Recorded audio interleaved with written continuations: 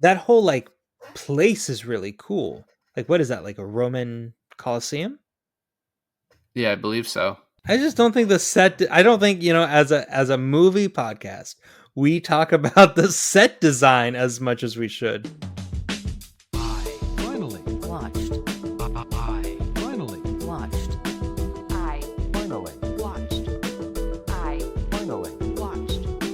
I finally watched. Hey, everybody. Welcome to another episode of I Finally Watched. This is David. And this is Alon. And today we finally watched Ronin. I really love movies about samurai and feudal Japan. I was wondering if you were going to do this, if you're going to try and do this, because you came up with the idea. This was a movie my brother, I remember, like, it was one of his movies, right? Like, my older brother, like, he had the DVD. I think he watched it a lot. I never did. I never realized, I guess, it does have a connection to Ronin, like the samurai. Twice? Yeah, and so a couple months back, you and I were like, "Oh, we could do a car chase month," and then we just decided to spread it around because we do too many theme months. And I don't know, what did you think about this movie? Because I didn't have like high expectations. I didn't have low expectations. I think I was like pretty like, oh, it's going to be pretty good, and that's kind of what I got. Yeah. Yeah. I think there's like moments in all of these movies we've done this month where it's like I've had no expectations and I was pleasantly surprised by one or two scenes, and I think this is no exception.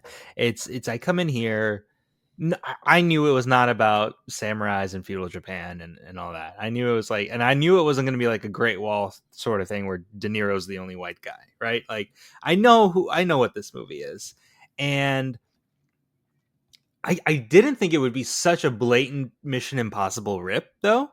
Like Right. that is what kind of surprised me. I thought this was actually going to be more on the side of Fast and Furious, because this movie got onto my radar on, like, I was watching something about like top 10 car chase scenes in movies or something like that. And Ronin came up. And then it just kind of like I've just been seeing it around, right? Like video essay people have been talking about it.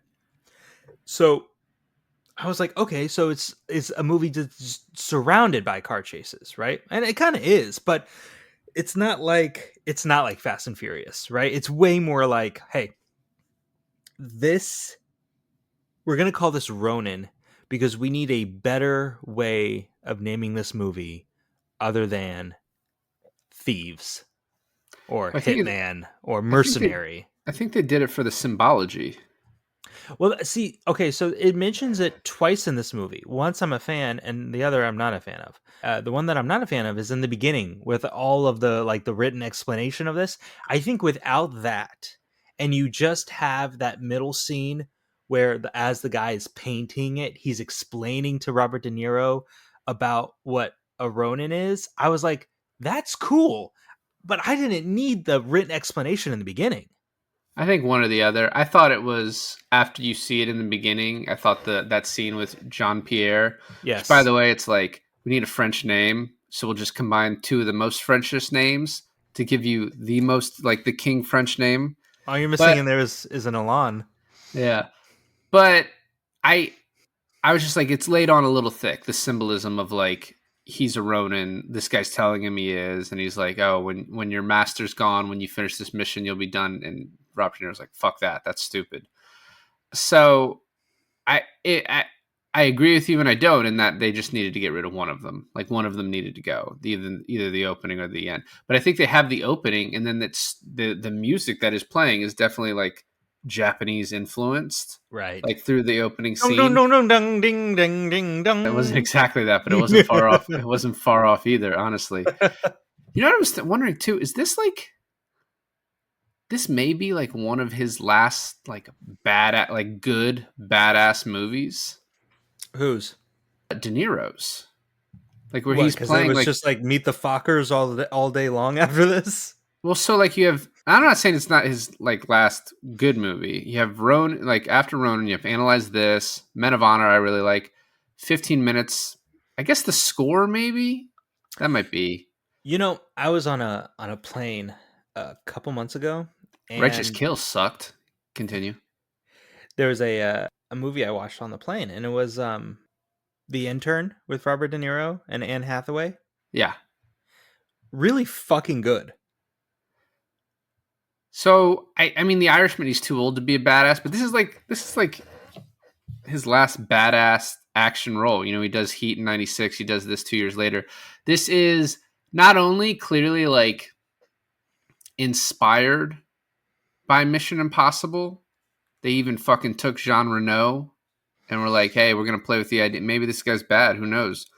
I don't. The movie never does that, but because of you seeing Mission Impossible 2 years earlier, you're like, are they gonna do it again? You know why they didn't do it? Because every other fucking person in this movie is bad. And they were like, you know, the one person that was bad in Mission Impossible, we're going to keep him as good in this. Yeah, we're gonna keep him good. The other thing, this is sort of riffing on one like car chase movies, right? It's got a little French Connection, a little bullet in there, but I wouldn't know. Yeah, well, we'll find out eventually when we do those this year, I think. But Born Identity, it has like some definite homages to that. He's talking about a guy in a wheelchair, which I guess references the book, the Born Identity book. I was going to say the movies are after, so they have to be referring. Yeah, because those were to like the book. 01. Right. So, but hold on. Have you seen The Intern with Robert De Niro? No. And it's good. I'm glad. Thanks. Yeah, Very, I mean, I know very it's heartfelt. Good. Did you cry on the plane? No, that's not really a crying one, but it hit harder than I thought it was. So, this movie also has the mother of all MacGuffins. If you're about to say what I think you're about to say, it's actually my favorite part. Is that we never find out what's in that case? Oh, that? No. I thought you were going to say something else. What's your MacGuffin? No, I guess it was the case. I mean, it's just I looked at it in a different way. But I guess you're supposed to think the worst, right? Like nuclear secrets or something. Well, Gregor sort of maybe kind of alludes to that in the car, which, by the way, Skarsgård playing a Russian with like no Russian accent whatsoever. It's just... Is he a Russian though? Because his name's Gregor. His name's Gregor. I think it says he's ex-KGB at some point, maybe?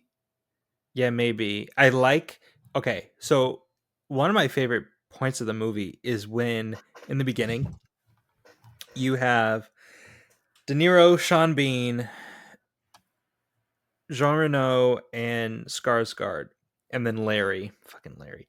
And then they're all, like, quietly testing each other and, like, feeling each other out. But it's done in a way where I was sitting there, I'm like, does the movie know it's doing that? Like, because it's really subtle, but really good. That part is really good. So this was written by kind of like a first-time guy, according to his IMDb, J.D. Zeik, and then David Mamet, who's obviously a very famous writer, works on plays, did like a rewrite of it. And there was some controversy over like him getting credit for or not, because I guess he did quite a bit of work on it.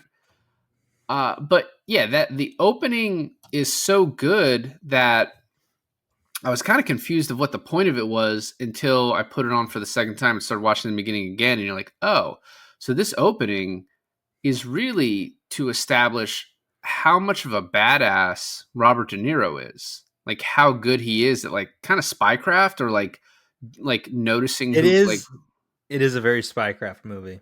Yeah. So, I mean, I think we can just get into it. By the way, the IMDb description, a freelancing former U.S. intelligence agent tries to track down a mysterious package that is wanted by the Irish and Russians.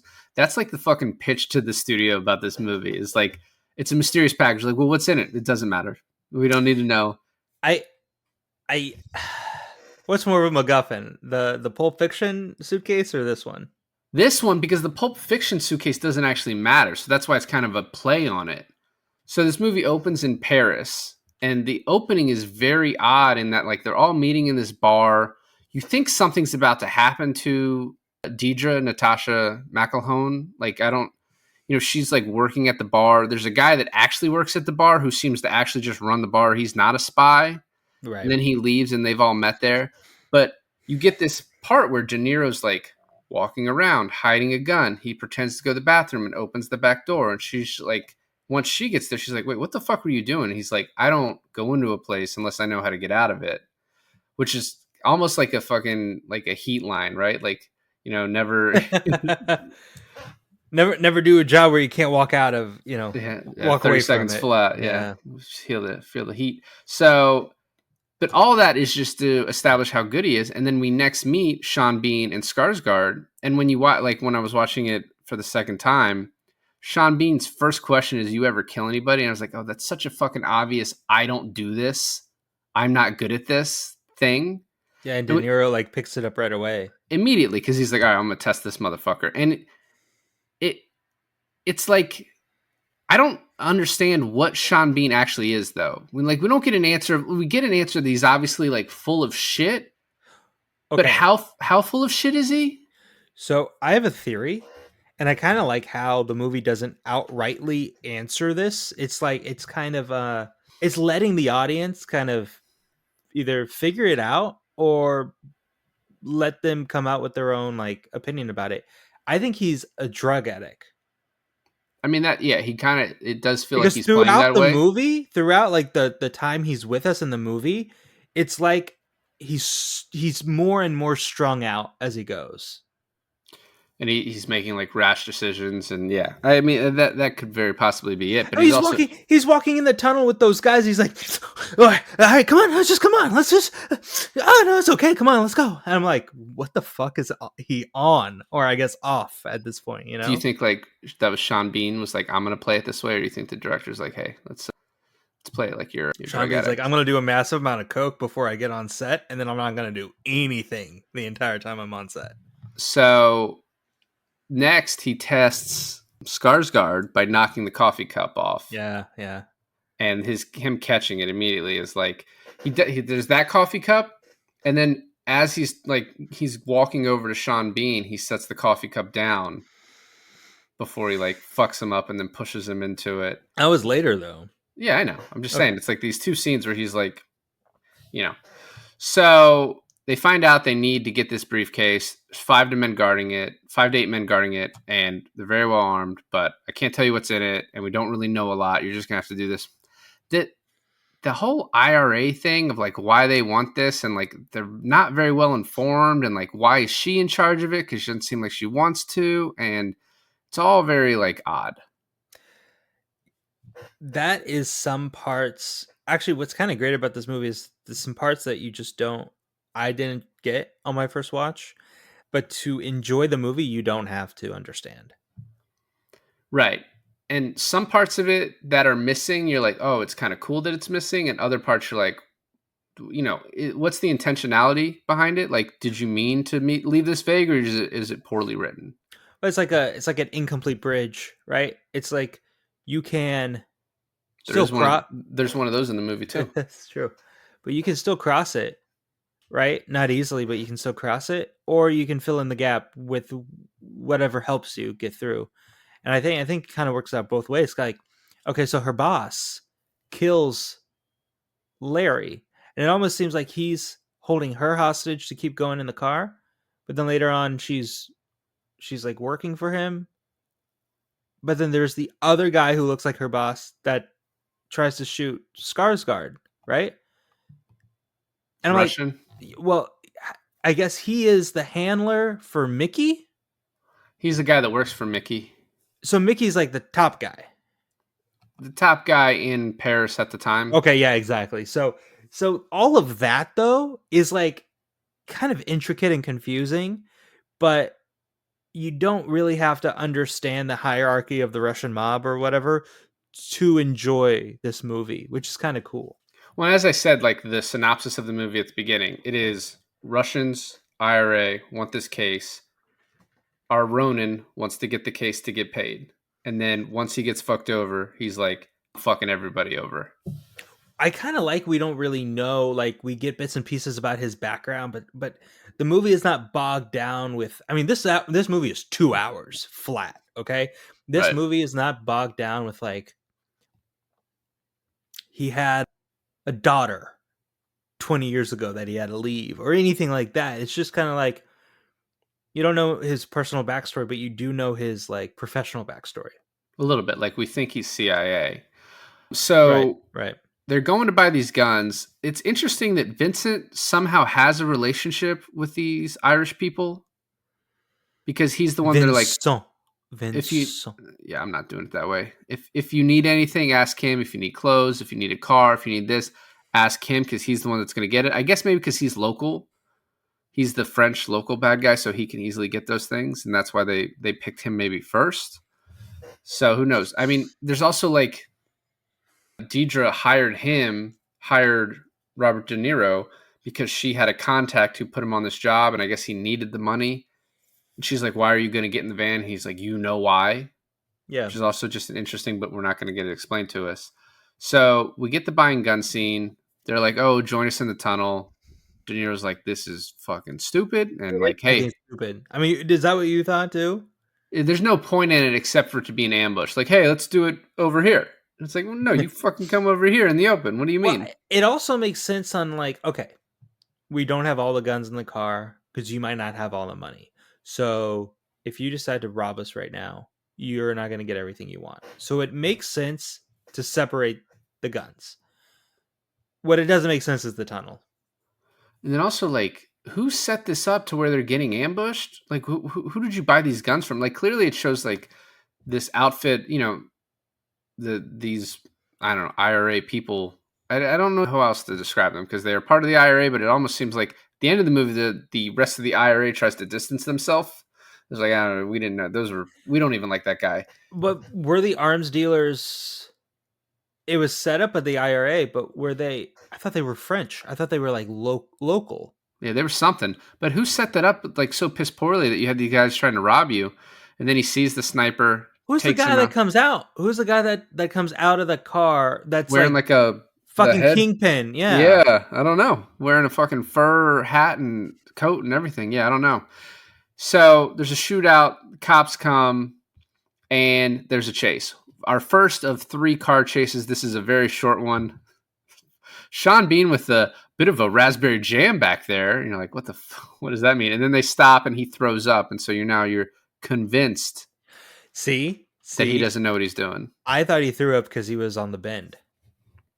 Could have been, or maybe he just gets motion sickness. He was in the back seat, and we get that Jean Reno says thank you to De Niro for basically saving his life, which happens time and time again. It sets up the ending of this. I think the main takeaway of this movie is their relationship. Like if they were planning a Mission Impossible this with like a 2, 3, Ronin 4, whatever, I would like to see like the only 2 reoccurring characters that I care about is Jean Reno and De Niro.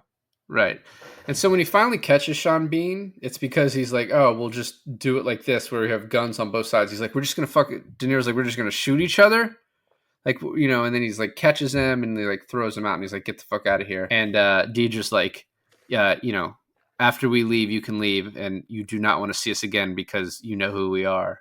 I know. I like it because she was like, you forget about us, but we'll never forget about you. And she's like, you understand what that means? And he's like, yeah. Which you and Taylor thought he was not going to get the hint, but he did get the hint. So we really thought it was going to be like a GoldenEye moment where Sean Bean comes back at the end, not dead, and he's like, I work for the bad guys now. And I thought it would have been smart for Sean Bean to go to the Russians or go to the guys with the case and be like, hey, you're gonna get had. But no, he it's such a weird part. And also, the running joke where Sean Bean like dies in every single one of his movies. I thought we needed that. Yeah, well, spoiler alert for any Sean Bean movie. You got like a 75% chance. So they're in Nice. We are, of the 2 people in this podcast, only one of us has been in Nice. It's not me. It's nicer than what the movie depicted it as. That still looked pretty sweet. One of the most like unrealistic parts of the movie was when they show everyone getting into the car in Nice and then getting out in Paris.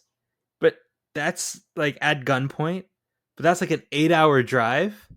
And it's like they have to stop for gas. But like, how was that conversation going to be at the gas station? Like, I don't know. It's just funny. It's like those places are not very close to each other. Well, and I think Gregor understands that Seamus is a fucking crazy person, so like he's less likely to fuck around with him, holding a gun to him. He's like, all right, I'm just gonna. They're both fucking crazy. Gregor was going to shoot that little girl. Seamus is crazier. Gregor is a little bit of a pussy. What I want to talk about is, so they get there and then they decide to go check out the villa. Cops are driving by, so De Niro's like, "Oh, wait, let's make out," and then Deidre's like, "Well, let's keep doing that." I assume they had sex. Yeah, Just right there. Deidre's whole motivation very odd to me. Maybe it's just been a while, so she was like, "All right, yeah, this is good enough. Let's do this." for her. Yeah, For her. what do you mean? It's been sex. It's been a while for her. Yeah, because she's married to the mission. I guess, but I feel like she could just get it. All right, I'm glad you had to say that. She got it. She got it that same year with Jim Carrey. No, that was Truman Show. Yeah, that was after this. I know she's in the Truman Show. 98. Was it 98? Yeah. Oh, well, yeah, okay.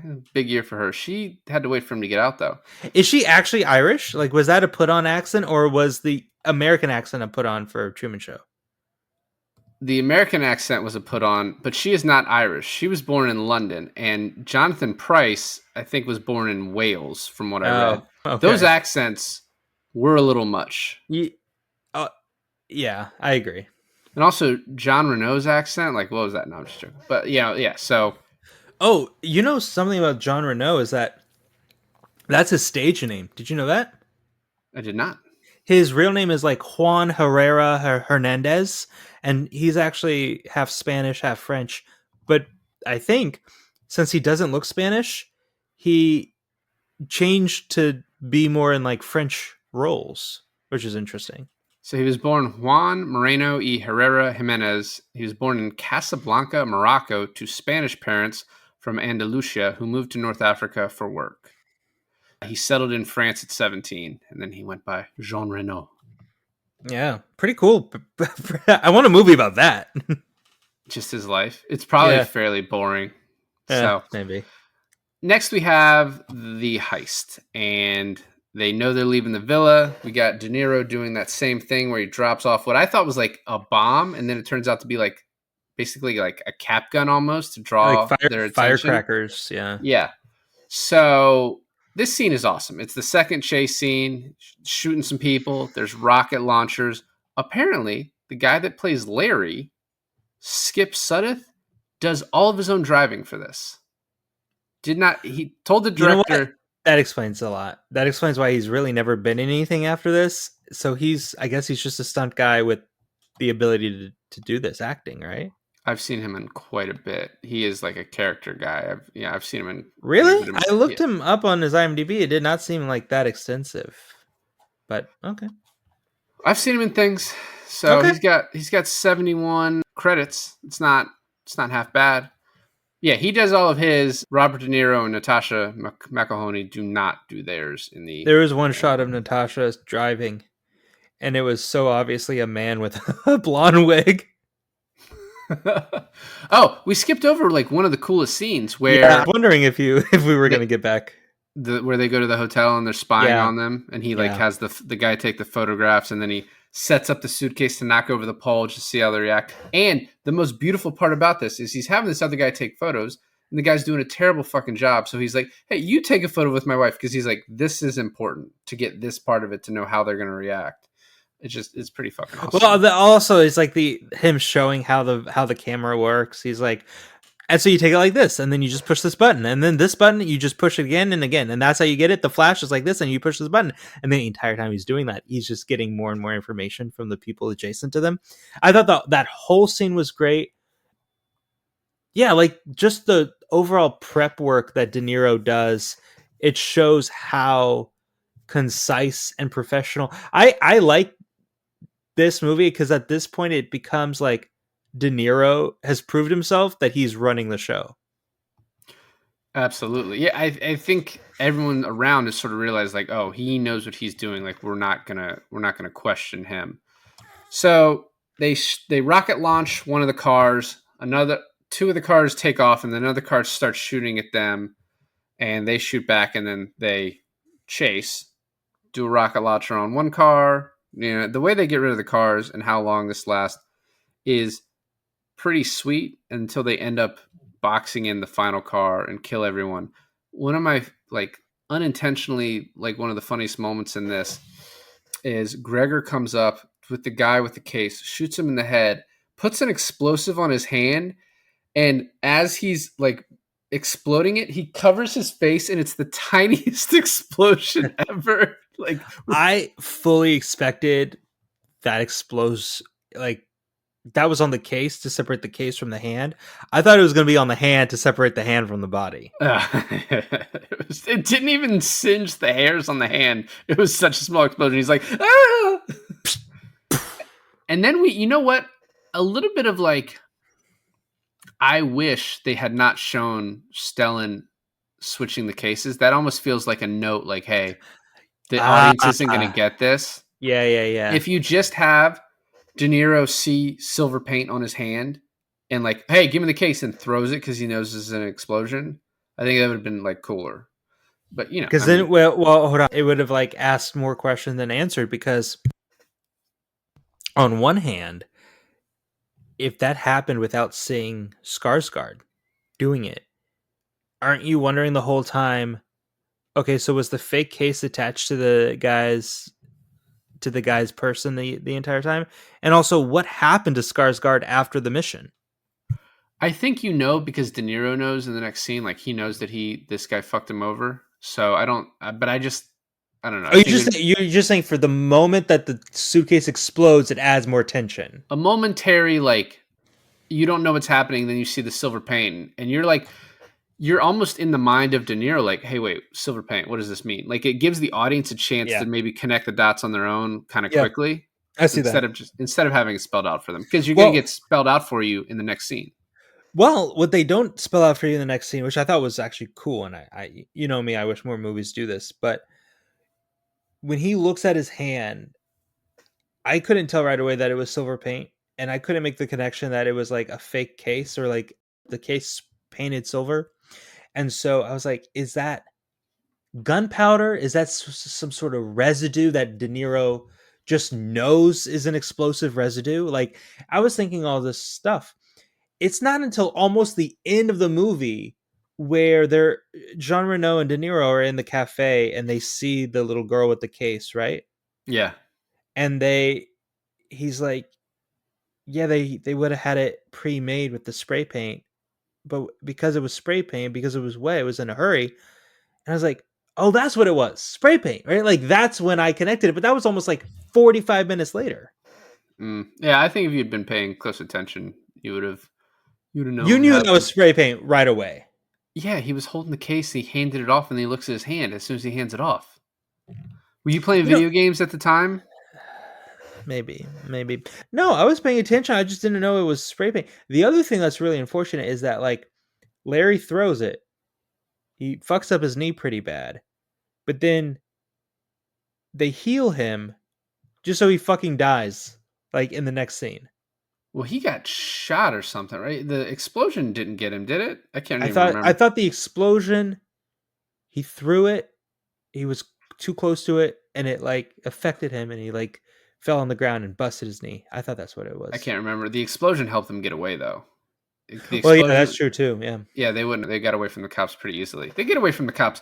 One of my favorite scenes is coming up where the Seamus makes them get in the car and starts running away, and they try and chase after him, and they go down a tunnel, and then another tunnel connects to it. Just happens to be a police officer, so they immediately turn on their lights because they're driving too fast, and then they are chasing them for 15 seconds before they hit their car and make it flip. And I just imagine they go into work the next day and they're like, so what the fuck happened? You hadn't even called that in yet, and you got flipped.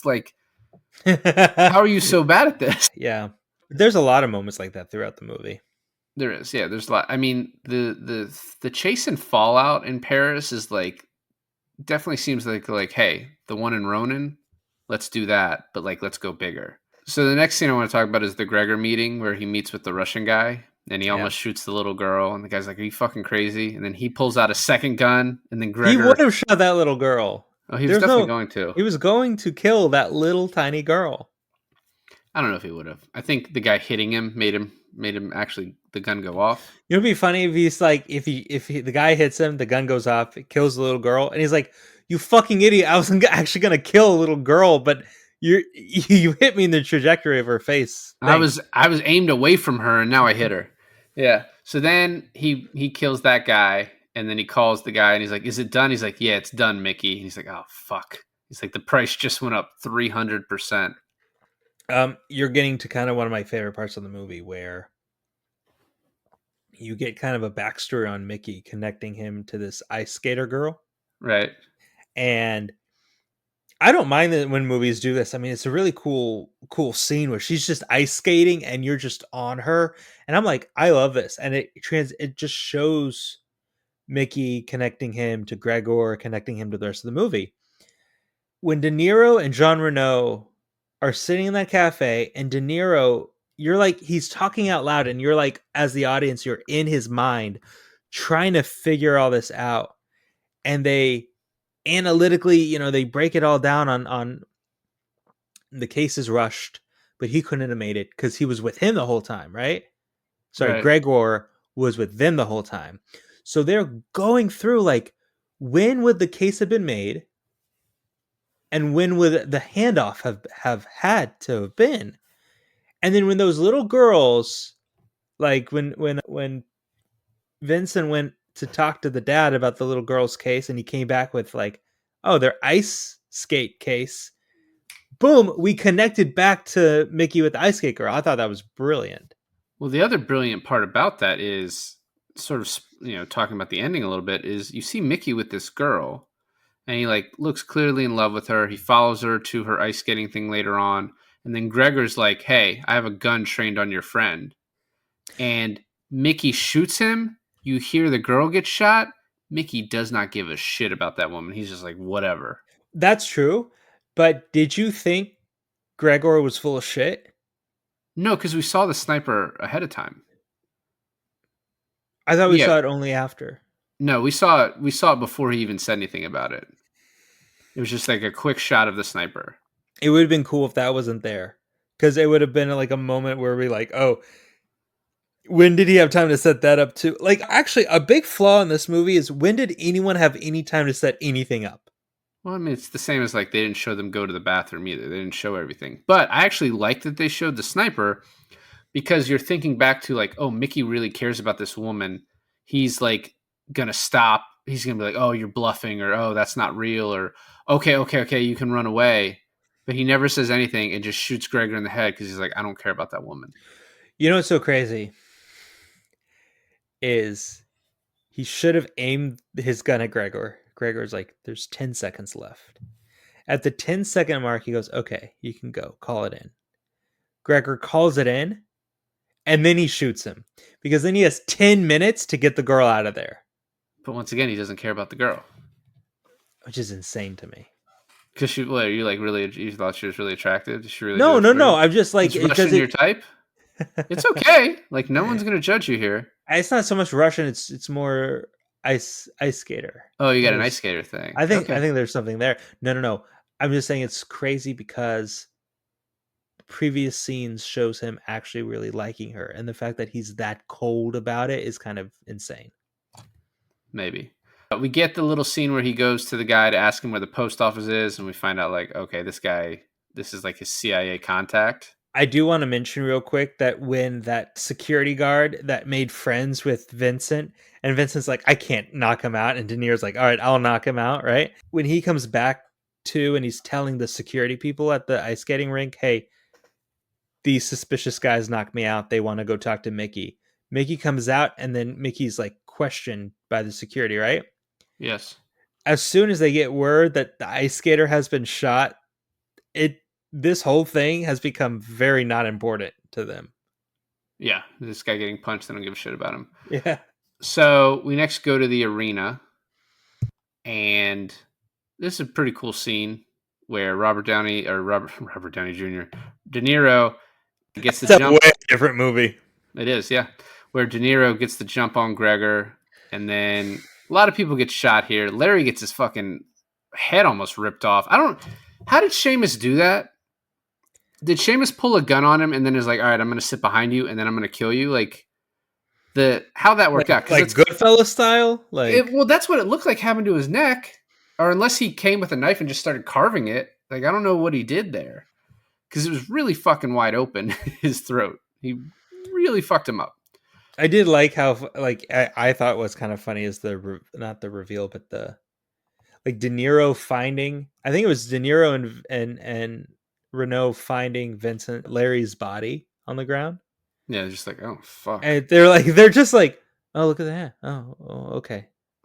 And then the line, now fucked into a cocked hat, gets uttered, which I thought was pretty great. Strange line. Never. Also, a lot of the background children actors, when shots go off, are like look like in almost like amusement at it. Like, not great acting on those. I wasn't kids. paying attention. I was actually looking at all the people getting shot, and I was like, oh, that's pretty good. That was one thing about this movie, because it's rated R. You know, a lot of action movies like this, you're used to where you see people get shot. So like you hear shots, people fall or whatever. You don't really see blood. You see a lot of fuckers get murdered in this movie. Like a lot of people. What are they called?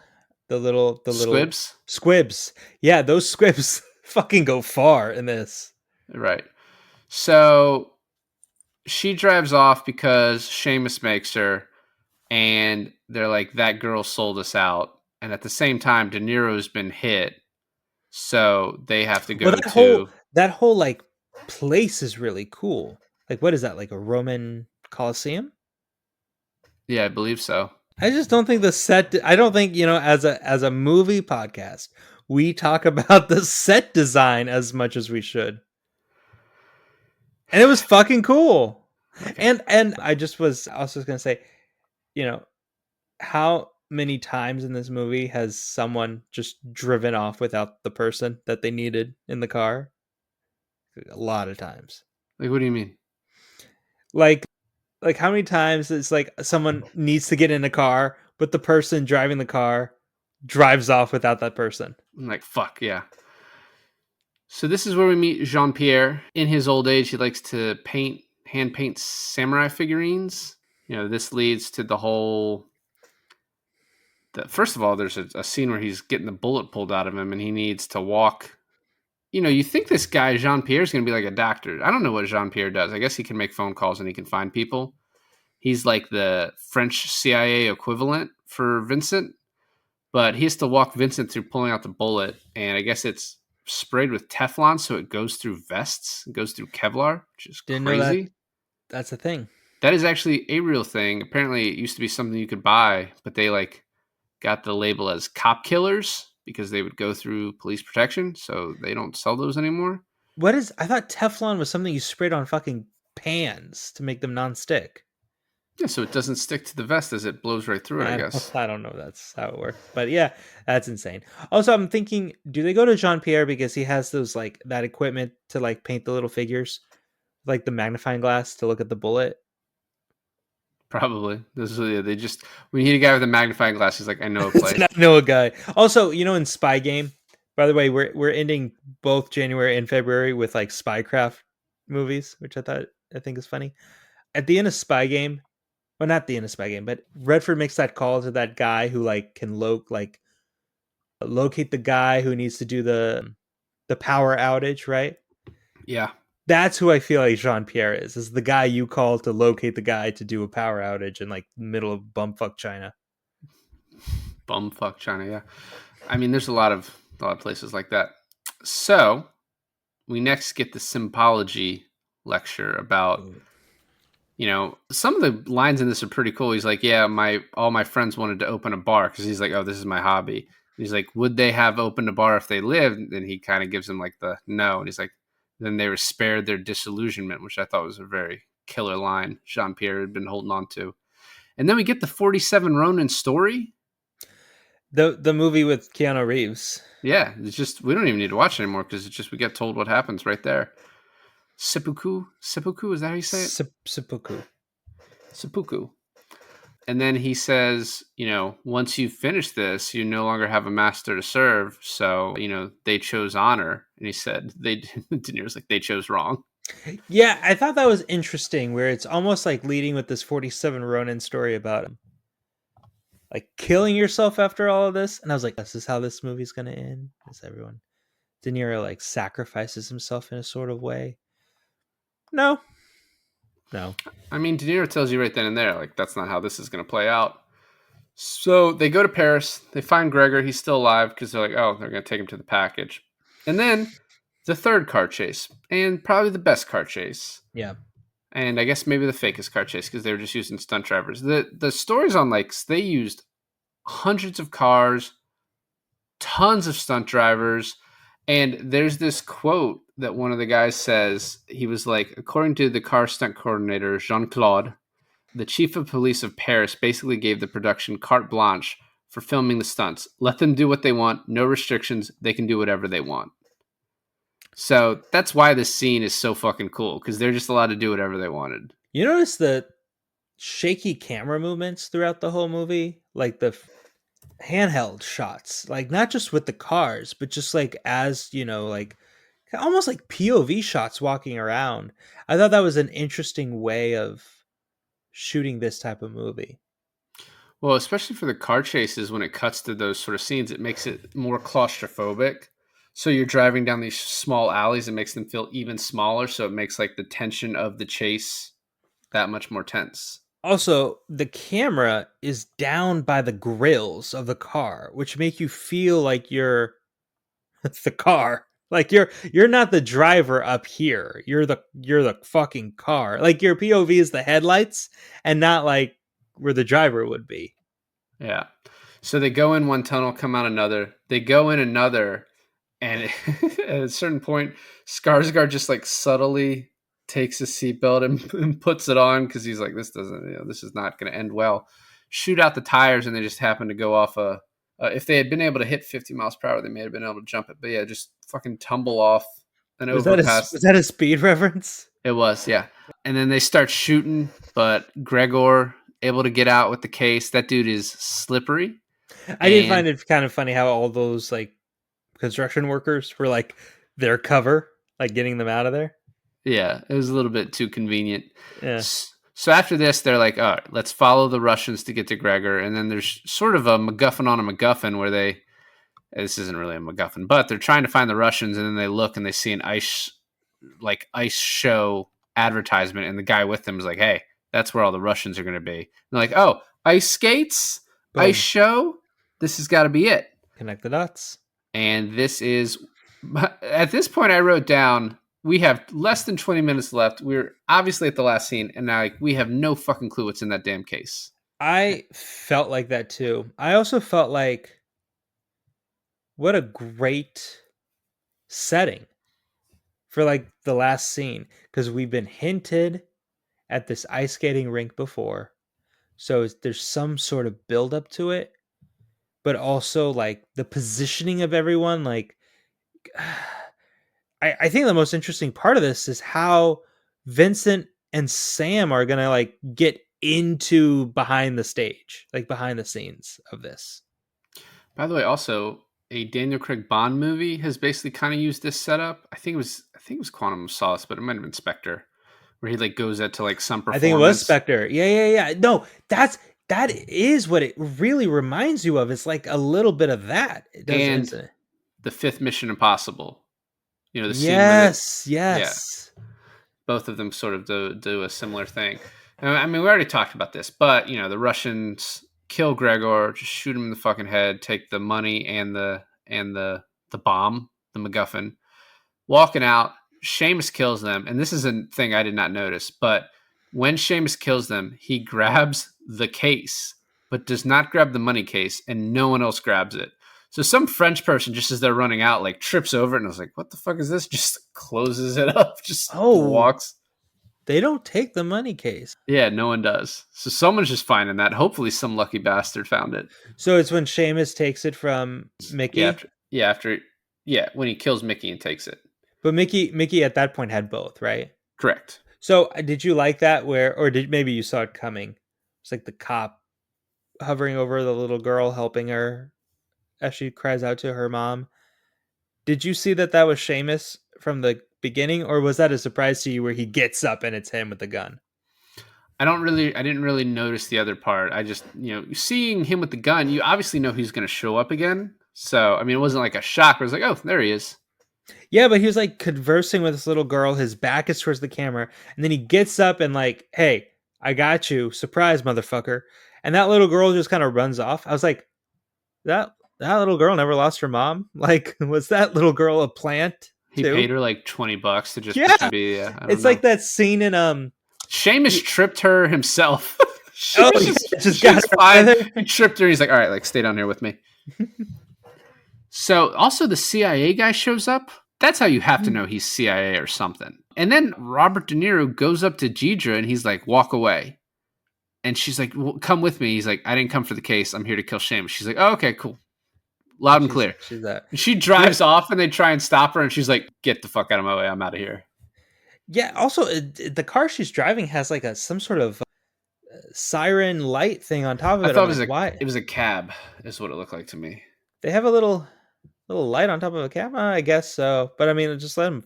Yeah, I was about to make a National Treasure reference when Nick Cage gives that little boy $5 to go into the thing to like write down and memorize the Constitution.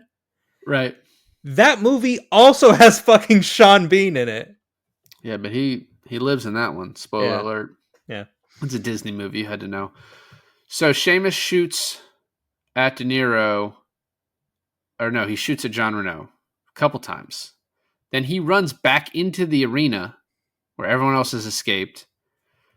Shoots De Niro as De Niro tries to get the jump on him. And then John Reno using all of his strength and then dying kills Seamus. I thought John Reno was dead. Yeah, and there's the Ronin. De Niro was never the Ronin. It was Reno all along. And that makes sense to me. And then we just get this little thing like, oh, a peace agreement was reached between the IRA and the English. It's like, oh, we didn't get our bombs, so let's just go for pieces, I guess. And they say, like, we had nothing to do with that Seamus fellow. Like, fuck that guy. And then we see Jean Reno live. We ever find out what happened to that case? Was it given back to the English? I think. Well, we don't know if the English had it. I think he gave it to a CIA buddy to give to like the proper authorities. Is what I would guess. The CIA buddy yeah. Because wasn't there? We missed this scene too, where he goes up to this random guy and he's like, "Hey, where's the post office?" And in some like ex-CIA code, they know each other.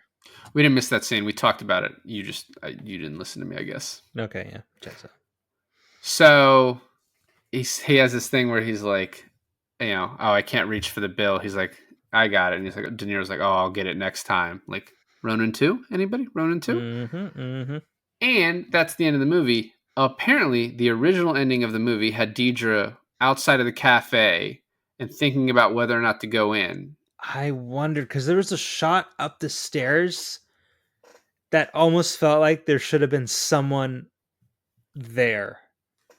So she decides not to. Walking back to her car, some IRA people grab her because she's betrayed them, I guess. But it's like, really? How do they know? How do they know she's betrayed them? Seamus get killed. She got away.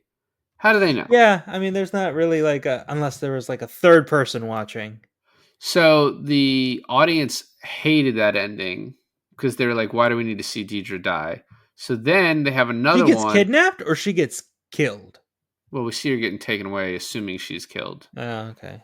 So then they filmed another one where she's just walking away when he leaves at the cafe, and the audience didn't like that ending because they thought it was too Hollywood and trying to set up a sequel. So they just cut it all together. I really like how Vincent is like, she's not going to come back here. De Niro's like, I know, I guess. And they just go their separate ways, and the ending shot of Vincent walking up those stairs as the credits roll, I just think there's like really... I wish they made a series out of this movie, because I actually really like this movie, and I'm so surprised as of like last year, I've never heard about this movie.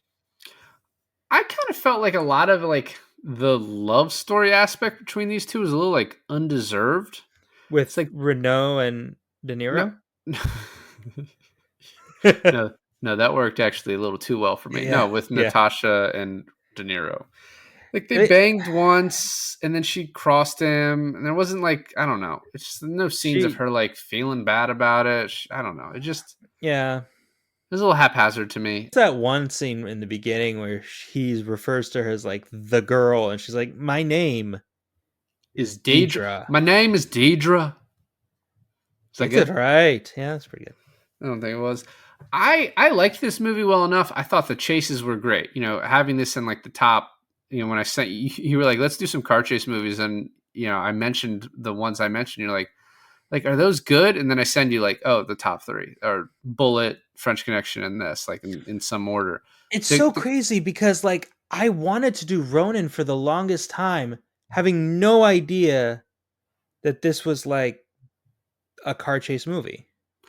anyway, the action part of this is really good. I thought the story was like missing a little bit, Yeah. but still very like highly enjoyable. The action beats are what impressed me the most on like you have continuous action without feeling like you're being bombarded with it. So like the beats in between the action filled out the story enough that you can like accept how actually action packed this movie is. Yeah, no, I mean I really like this movie. This movie surprised me in the best ways, and I am sad that we didn't get more De Niro Renault team up movies. Yeah, that would have been something to look forward to. Well, thanks for listening to another episode of I Finally Watched. This is David. And this is Alon, and we finally watched Ronin.